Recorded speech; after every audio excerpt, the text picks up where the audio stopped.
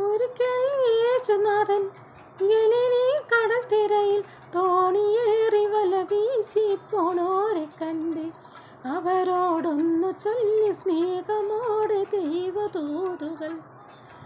ഒരിക്കൽ യേശുനാഥൻ ഗലീലി കടൽ തിരയിൽ തോണിയേറി വല വീശി പോണോരെ കണ്ട് അവരോടൊന്നു ചൊല്ലി സ്നേഹമോടെ ദൈവദൂതുകൾ. അലകടലിൽ അലയും മുക്കുവരെ ഒരുമയോടെ വരുവിൻ കരകയറാൻ.